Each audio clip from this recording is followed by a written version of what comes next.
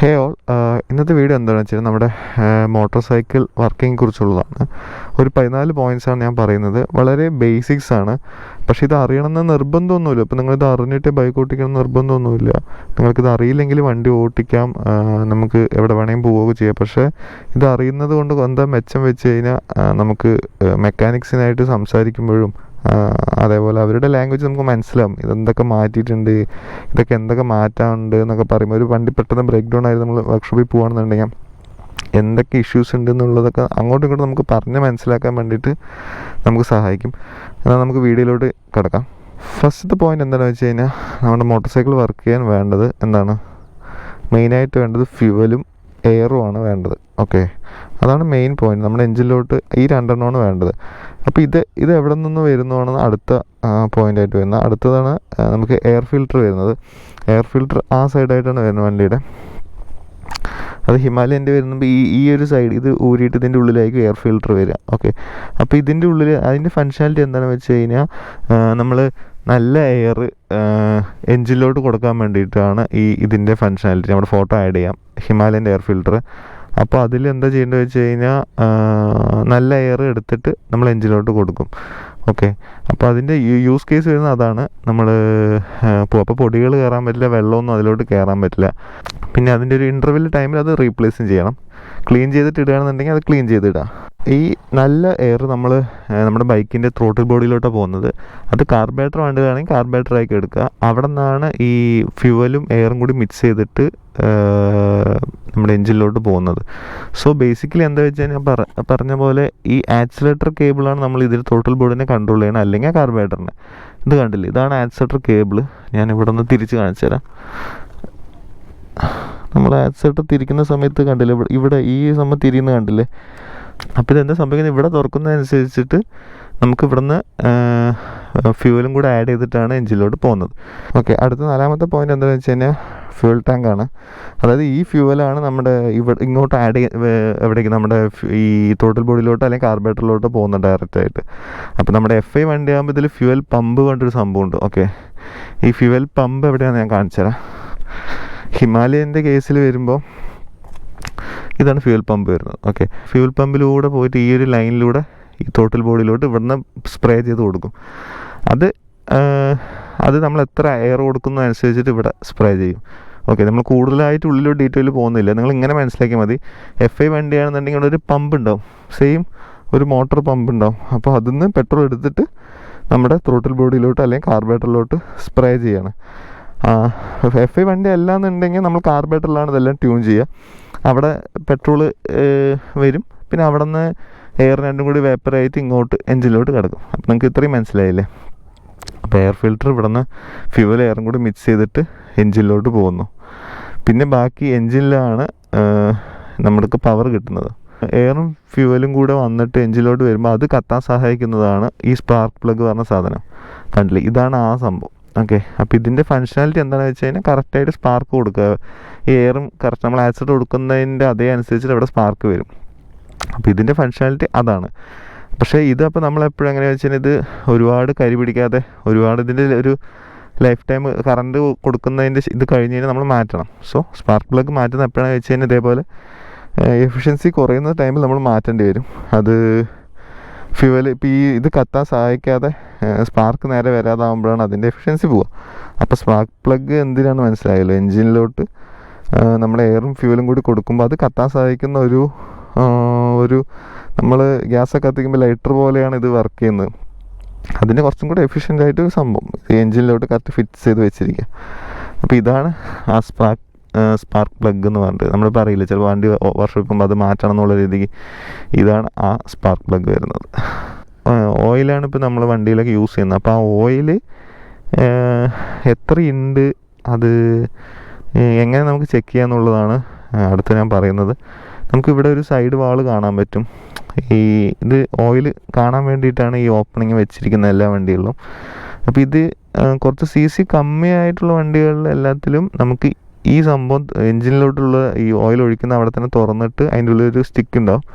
അത് just open ആക്കിയിട്ട് തുടച്ചിട്ട് നോക്കി കഴിഞ്ഞാൽ നമുക്ക് അതിൻ്റെ എഞ്ചിനിലെ ഓയിൽ ലെവൽ അത് നോക്കി അറിയാം. ഇല്ലാത്ത കേസുകളിൽ ഇവിടെ നമുക്ക് ഓപ്പണാണ്.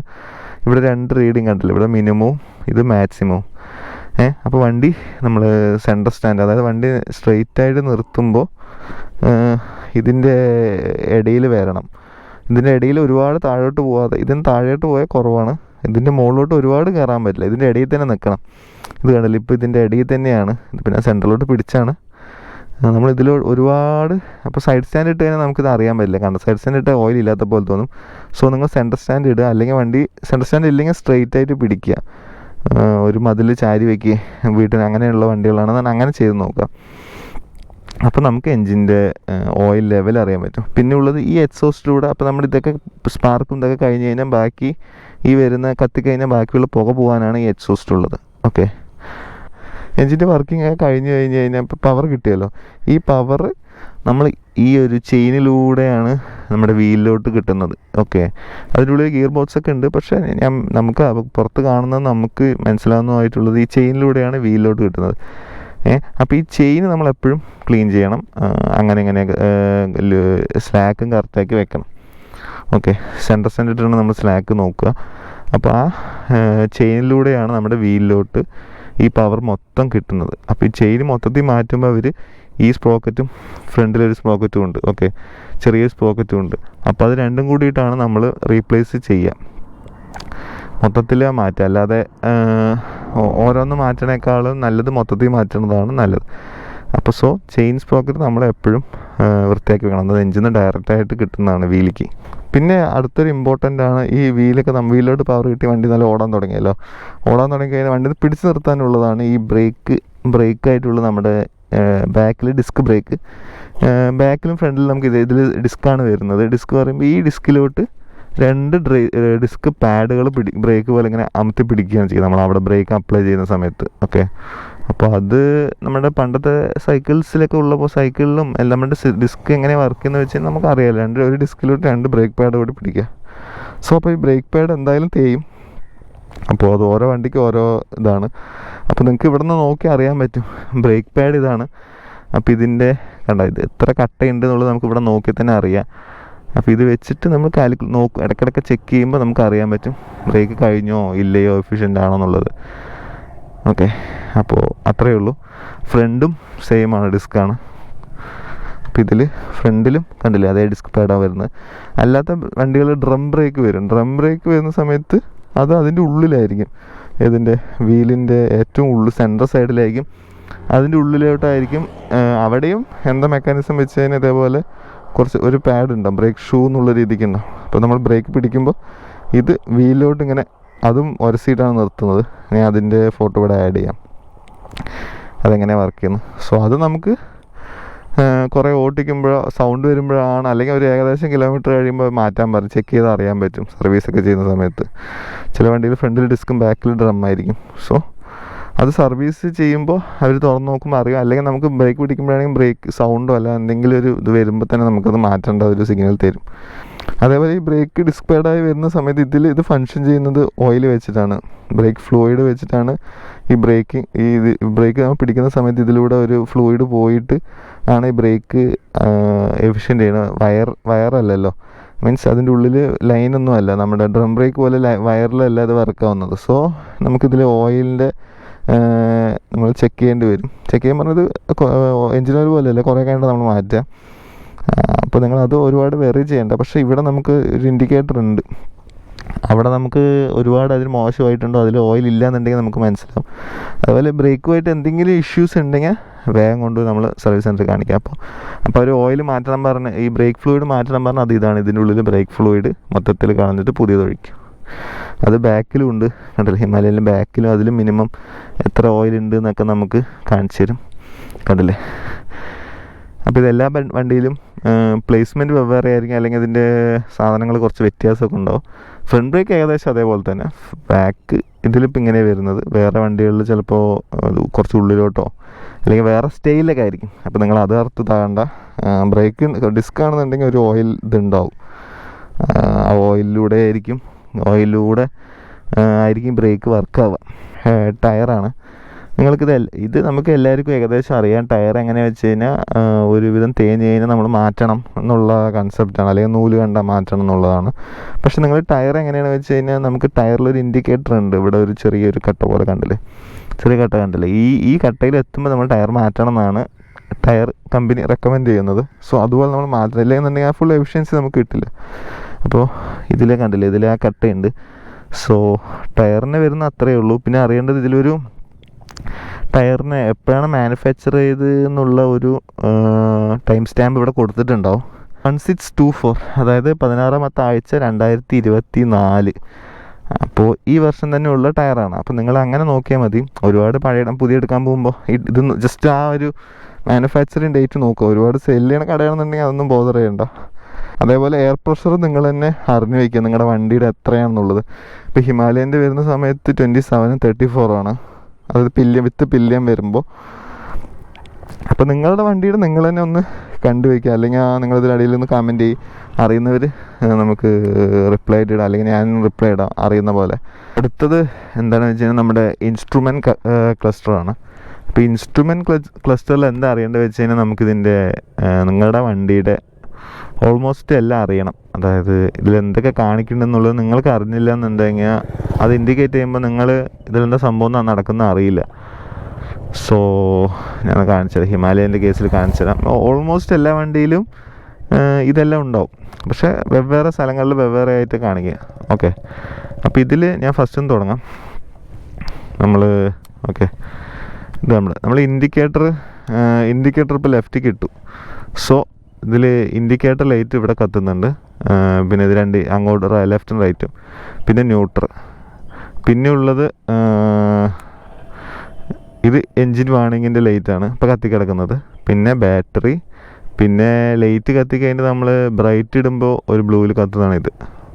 പിന്നെ ABS, പിന്നെ ഇത് നമ്മുടെ RPM മീറ്റർ, ഇത് സ്പീഡോമീറ്റർ, പിന്നെ ഇത് ഫ്യൂവല്, പിന്നെ ഇത് ഗിയറിൻ്റെ, പിന്നെ ഇത് ട്രിപ്പർ നാവിഗേറ്റർ വേണ്ടിയിട്ട് പുതിയതായി ഹിമാലയൻ്റെയിലുള്ള ഈ നമ്മുടെ നാവിഗേഷന് വേണ്ടിയുള്ള ബ്ലൂടൂത്തിൻ്റെ ഒരു കണക്ടിവിറ്റിയാണ്.